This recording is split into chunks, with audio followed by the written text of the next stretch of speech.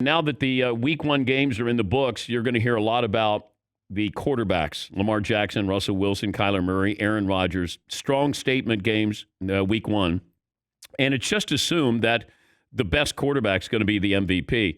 But in addition to big offensive plays, we also saw some really strong defensive plays. Aldon Smith has been out of football almost 5 years. He was awesome for Dallas. Shaq Barrett stepped up. T.J. Watt of the Steelers. Aaron Donald was unbelievable, unblockable. Jamal Adams. By the way, Jamal Adams, just wind him up and he's going to talk.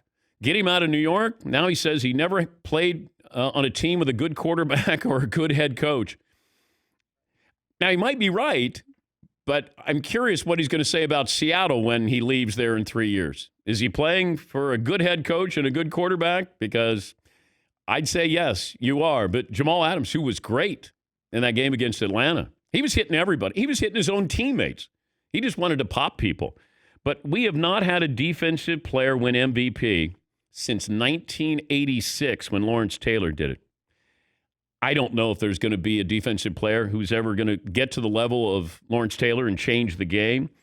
I guess if somebody was going to do it, it would have been Aaron Donald or J.J. Watt.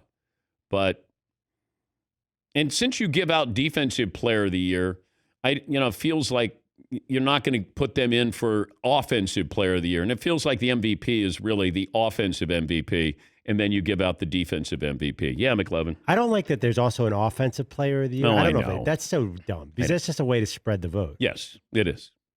I don't know, actually, if they still have that. But the Offensive Player of the Year? Yeah, I don't know who it was last year. I think they do. Lamar Jackson also the Offensive Player of the Year? Well, I don't know. Could it have been Patrick Mahomes? I don't know. I think Russell Wilson was second in MVP. Yes, Paulie. Michael Thomas, the receiver for the Saints, got Offensive Player of the Year. Okay. I'm fine with that. He put up record-setting numbers. Yes, McLevin. By the way, you see he got his ankle stepped on? Yeah. Like that, without him, that offense is not as good. Yeah. I was always secretly, he's just a system guy. Paulie, can you check that just to see if McLevin was correct? The Saints without Michael Thomas, that offense is not that good? I think everyone's going to agree with that. Okay. Well, I always thought, you take Michael Thomas out, they'll find a Marcus Colston. Todd just said that's a stupid comment. Trust me. By the way, they will figure it out. They're the Saints. They system up big time. They will find someone to step in there and dominate. I mean, that's a fact. So their system, they have somebody who's going to step in and get 150 catches. No, but they'll find a way. They always have some weird guy who comes out of nowhere. Emmanuel Sanders. He looked amazing out of nowhere for them. Amazing? Like a Marcus Colston type. Yeah. They always have a Colston. Michael Thomas is better than all those guys, but not that much. Yes. Right. It's like that. Their offense isn't completely dependent on that one player, Michael Thomas. Except Sunday, it probably was. That's what I Maybe. noticed. Yeah. I would think it would be. Alvin Kamara, he's pretty good. Yeah, he's really good. Taysom Hill. No. But I like how Tampa Bay was trumpeting the fact that they shut down Michael Thomas and Alvin Kamara. And then Twitter said he scored a couple of touchdowns on you. Way to shut him down. Yes, he. There were a few times last weekend, or just this past weekend, watching the Saints, that I was just like, wow, look at Drew Brees run. Oh. No, that's I am.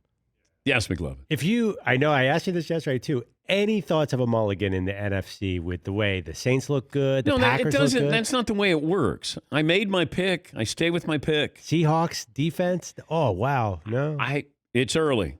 Maybe we should start doing, instead of Overreaction Monday, it's Mulligan Monday. Thing you want to change. Ooh, alliteration sells. Paulie, I know you love that. Paulie loves that. Count the cash. Yeah. Mulligan Monday. I like how the sky is falling in Tampa and Dallas. No place else in the NFL, because shows want to talk about Tom Brady and shows want to talk about Dallas Cowboys. It's Trepidation Tuesday. Yeah. Count the cash. Yeah. Sky is falling? Question mark in Tampa? I'll tell you what, if the Browns lose to the Bengals, Baker Mayfield's sky is question mark? evaporating right before his very eyes. So the Rams lose on the road and Tampa loses in New Orleans. Sky is falling? Question mark? Oh, Questioning the play calling by Mike McCarthy. Dak Prescott, once again, not a second-half quarterback. Tom Brady, perhaps over the hill, question mark. Yes, McLovin. Yeah, the Niners blew a game against the Cardinals. They should be Nobody's talking Nobody talks about them. that. No, because you don't get clicks. Well, we're waiting for Throw Up Thursday. Oh, to start breaking that down. Who's going to throw up on their shoes? Brought to you by Imodium. Nobody cares about the 49ers nationally. That, like, if you look at the topics, and it'll be the Browns because of Odell Beckham and Baker Mayfield, Brady with the Buccaneers, Rodgers in Green Bay always gets a click or two. The Steelers do because of their fan base, and then obviously with Dallas. But some of these other teams' performances, it'll be like, yeah, okay. Nothing to see here. Yeah, McClellan. Yeah, I feel like the Titans could go 12-4. And no one will care during the regular season. And even last night, I mean, that was tough to get through that game. And look, I'm hungry for football. I was full. Like, I just said, like, I'm not in it for the long haul here. It was tough to watch.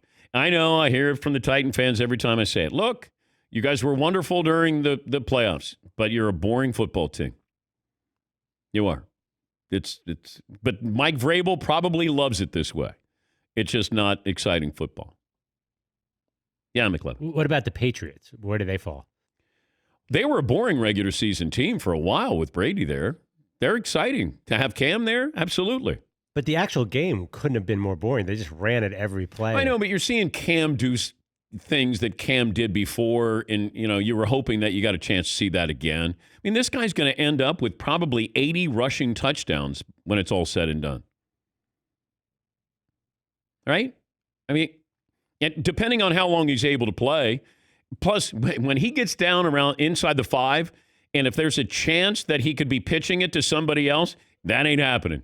Cam knows I'm putting up some numbers here because I'm auditioning for either New England to sign me long-term or somebody else to sign me long-term. Yeah, Paul. Week 1, Cam Newton outrushed 16 starting NFL running backs, half the league. Week 1 rushing, Alvin Kamara, 12 yards, Saquon Barkley, 6 yards. But these running backs got paid. They got their contract extensions. Yes, McLovin.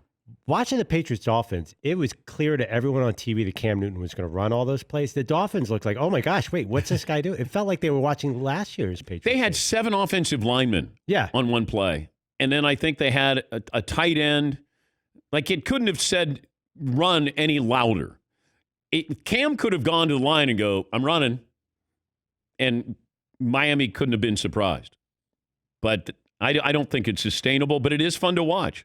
I mean, New England is only fun because of Cam Newton. Other than that, nobody's tuning in to see Hoodie. And, Stephon Gilmore's a nice player, but, you're not tuning in to watch a defensive back. Yeah, Paul. But in the Saints game, they bring in Taysom Hill, and he runs for like 12 yards on his first carry. There's no one around him. Hey, when Taysom comes in, there's a pretty good chance it's a designed run. Or he's going to throw it, though. Right. Yes, McLovin. I'm like, Cam and Taysom are the same player, except Cam can throw the ball. They really they look very similar. I know they don't look similar, but gigantic guys running at you, they're bigger than the linebacker. Yeah, I still don't believe that he is the heir apparent to Drew Brees. By the way, Patriots at Seattle Sunday night. That's awesome. That's an awesome matchup. Because I just want to see what the game plan is for Cam against that Seattle defense and Jamal Adams' role, because he'll probably be shadowing Cam Newton. And that will be really entertaining to watch. Plus, Russell Wilson played a perfect game against Atlanta. You had a couple of performances. Kyler Murray was great, rushing for almost 100 yards. You had Lamar Jackson look good. I know that we go, it looks like he's a better passer this year than he was last year. Let's hold off on that just a little bit there. He's playing the Browns, and the Browns look disinterested, which is kind of amazing that you have a new head coach and you have this, hey, we got embarrassed last year. Let's go out there. Let's make a statement here. And they did. It's, That's their statement. And now you have the Bengals playing the Browns on Thursday night. And there's part of me rooting for the Browns to lose just to see what happens with the story. And if Joe Burrow would win the game beating Cleveland, National TV. Good storylines there.